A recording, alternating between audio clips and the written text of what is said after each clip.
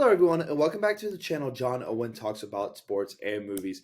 Thank you for checking out today's video. I always appreciate the support, and let's dive in. So, I have just wrapped up playing the main story of Jedi Survivor, the sequel to Jedi Fallen Order, and overall, I really enjoyed the game. I thought it was an excellent follow-up to the first game, and I'm going to give you my specific thoughts, but make sure you like, comment, and subscribe so you never miss out on any of the fun. I'm going to issue a major, ginormous spoiler alert because I will be getting into any and all of the spoilers from this game, plot wise, moments that you get to do, people that show up, things of that nature. So make sure that if you haven't finished the game yet or you haven't played, there will be plot spoilers in here. So just either skip around that part or save this video for you or whatever. But without further ado, if you're still here, let's get into the breakdown.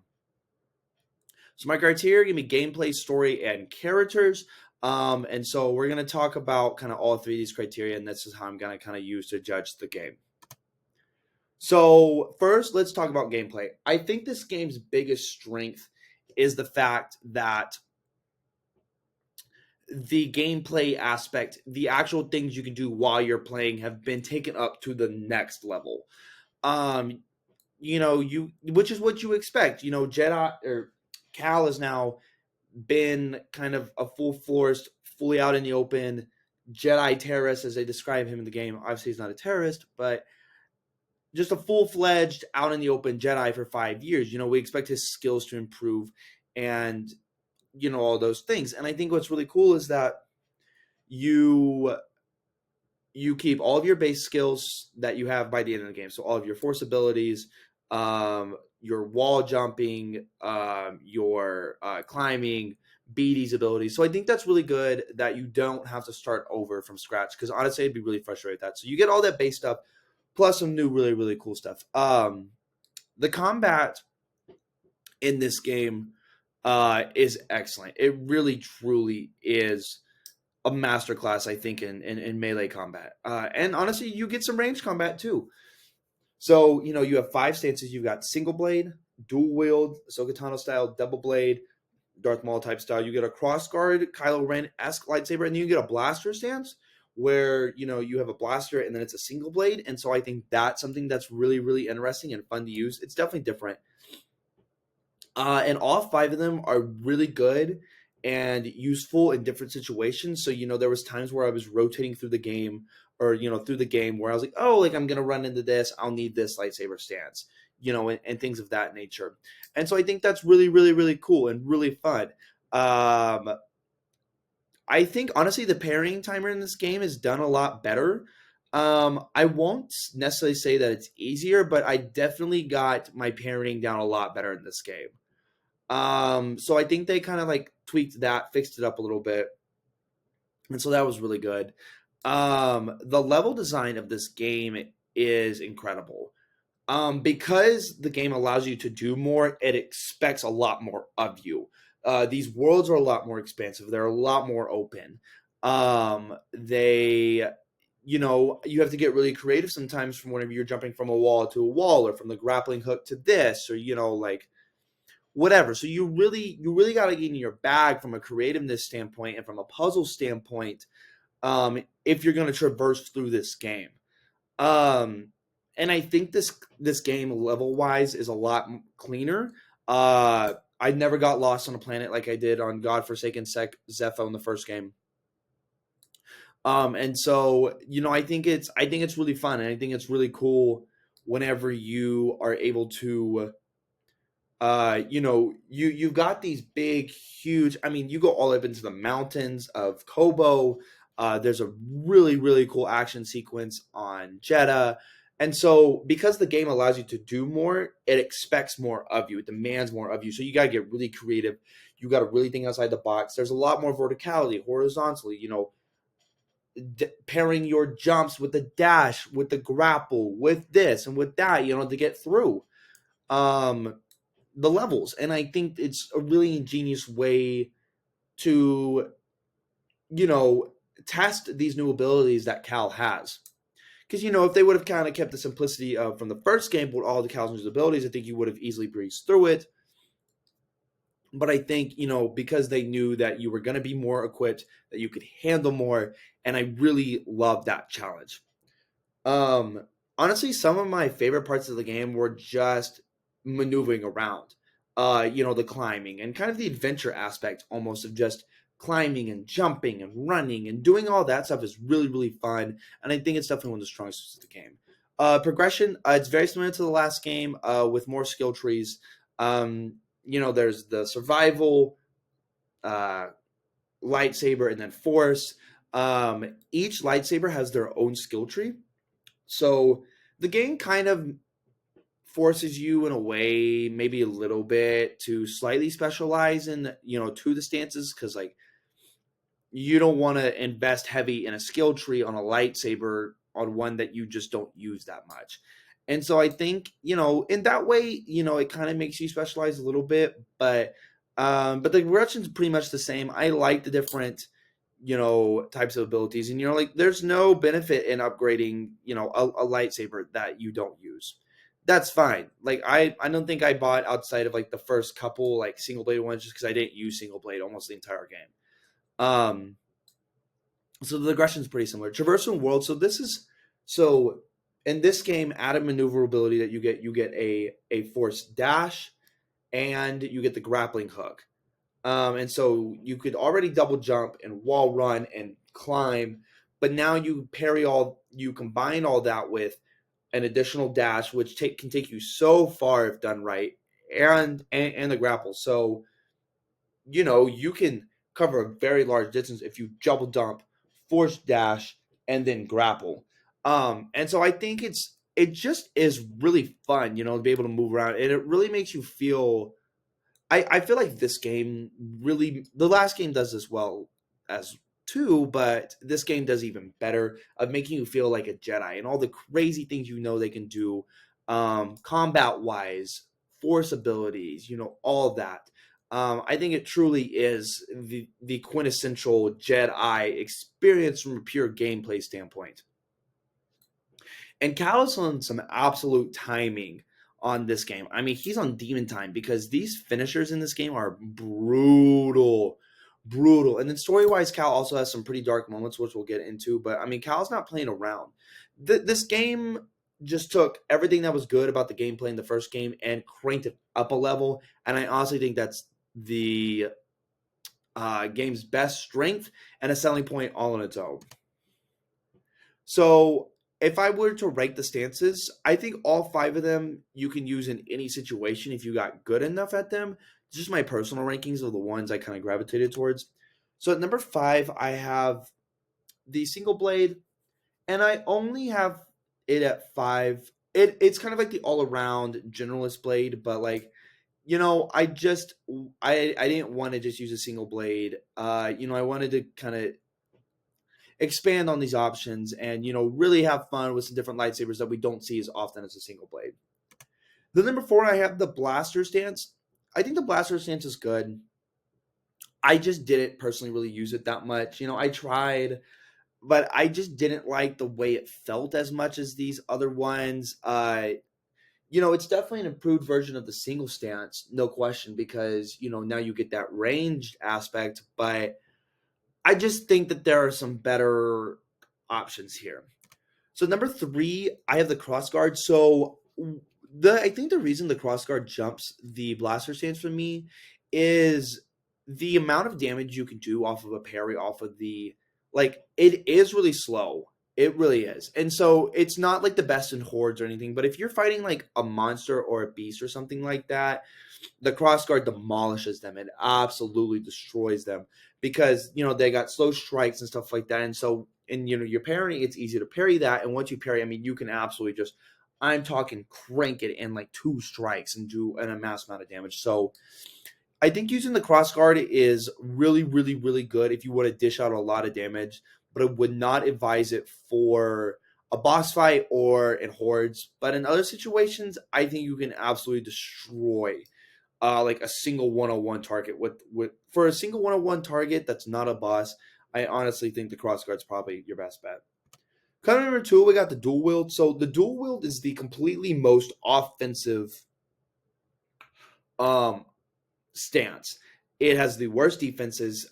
I'm thinking the blades are shorter a little bit for whatever reason, when they separate, but basically, it's like all risk, it's high risk, high reward. You can deal out the most damage and it is the fastest, but it also has the least defensive capabilities. So, sometimes it did get me in a little trouble because my defense was not at the best with this stance. But I mean, dear God, it was just so quick. It was just, you could just overwhelm enemies with the stance so easily. And it was incredibly fun to use just because of how much of a blitz and how purely offensive it is. Just to just shred through a boss was incredible with the double blade. And number one, I'm coming in with the dual blade. The This game has a lot of like hordes and mass groups that you have to go against, and the double blade is just by far and away the best option um for those situations. And since you run into that a lot, and it is good in the boss fights too, because like honestly, I had a lot of times where I was turned around because they're moving around and stuff like that, and like you can get the black, like you just have more defensive range.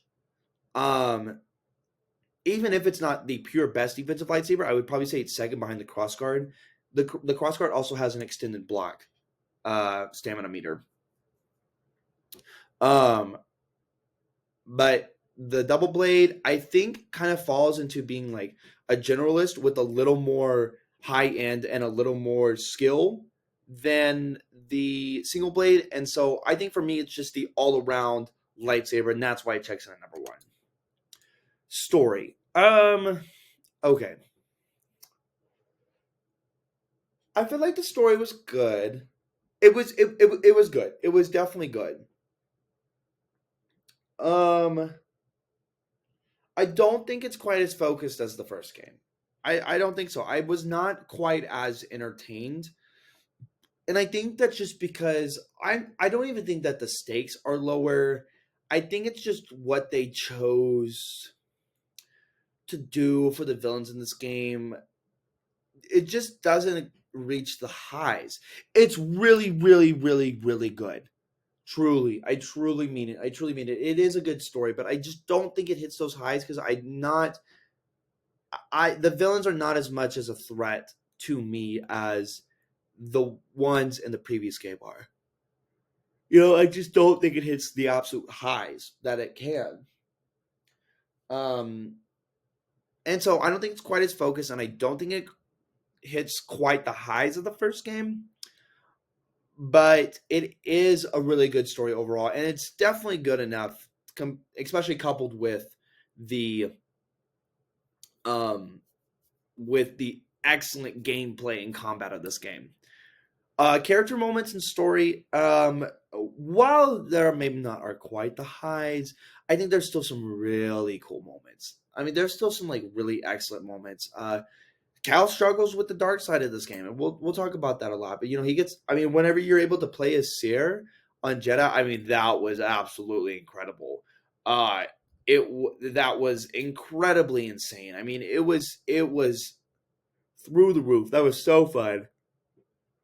Um, and like Marin and Cal get their moments to shine with each other outside. And so I think there's some cool character moments. It's solid. It's solid. I think Cal definitely gets the most run, rightfully so. And so the plot in the story is not what I was maybe hoping for exactly, because I really really enjoy the story of games, but I think they're still good enough to the point where they don't take away from the game. And then they're definitely good to serve as a vessel for the just absolutely incredible gameplay. The world building, we get to see a lot of High Republic related stuff in this game, and I think that's really cool, and I think it's really interesting. And we get this whole new mysterious planet, Tanalore, and some new planets that we're not familiar with, and the Abyss, and so I think that this game expands on the Star Wars universe in cool and unique ways that are very different, and different sectors that we haven't really seen, especially with all the High Republic stuff. And so I enjoyed the world building that this game puts forward, just because it touches on, we explore some things we're very unfamiliar with through the lens of something we are familiar with. We are very familiar with the Jedi, but the High Republic stuff and the Abyss and all of that, I think, is something we haven't really touched on in the main canon in big forms of media. And so I think that's really really cool. Um, and then side quest, I haven't played too much of them, but they have been really fun. I'm really having fun with like the bounty putter, or the bounty hunters getting their pucks. And so I think this game kind of justifies its 150 megabyte download size, just because there is so much to do after this incredible main story experience that you have. I will say on the plot and story that the end game really really ratchets up the intensity, but the build up to it is not exactly the best. But the intensity of the end game is very very high. So characters. Okay, I want to talk about the villains first. I think where this game falters a little bit, and it may not be fair. I I don't love Bode as the final boss of this game. I don't like that.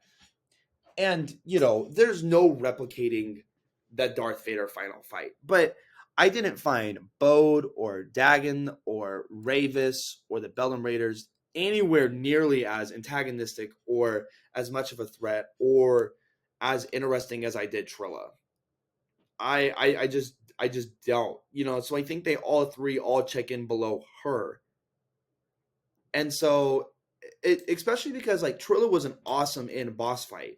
That would have been a great boss fight to end the game on. And then you throw in the end with Vader. And I know that's not replicable. I know that, but I felt like they were solid, but I don't know if they got played up enough. And Bode being the final villain, I don't know if I just loved all of the twist of this game. Oh, he's an Imperial spy. Oh, and he's a Jedi. Oh, and this. And, I don't know if I loved all of the twist. I don't know if I did. I just don't really know if I loved that. I wish we would have gotten another Inquisitor. That would have probably been my hope, is that we got an Inquisitor maybe instead. But you also don't want to repeat. So, I just don't feel like that the villains were quite as good in this game, especially with Bode being the last fight. I just don't like. I feel like the succession of bosses where it's like, oh, Ravis, okay. Like out of the three of them, if the three of them were gonna be boss fights, I feel like Dagon should have been the last final boss fight. Like if we're gonna have, I just Bode as the final fight was a little underwhelming for me. But Darth Vader is in this game. It's not quite as cool, but it's still probably the entire Sarah portion of the game is probably the coolest portion of the game. Legitimately. I mean, it was just awesome. Um and so, and then you fight Darth Vader, like that's insane. That's insane. Um and so they're solid. The villainry in this game is solid, but I don't think it's quite as good as the first game. Protagonists. Let's talk about Cal. Man, I had such a fun time playing as Cal. Cal's so much darker in this game. He really is. He really is. And that's part of his arc, is overcoming his urges towards the dark side. But I mean, decapitates the Ninth Sister with no remorse, doesn't feel bad, just does it, walks off, it's fine. The finishes are darker. He's pushed away everyone that's a part of the Mantis crew because he's so obsessed with this mission and fighting the Empire and doing all these things. And he just simply just doesn't care. He's out of he's out of care. He doesn't care anymore. And so I thought it was so fun to just watch him and overcome kind of that disregard for just caring, honestly. Like not necessarily about others, but just like no remorse.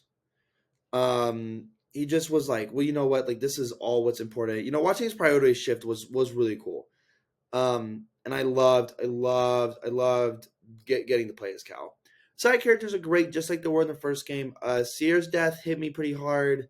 I can't say I was like the most emotional death I've ever experienced, but it was well done. It was well done.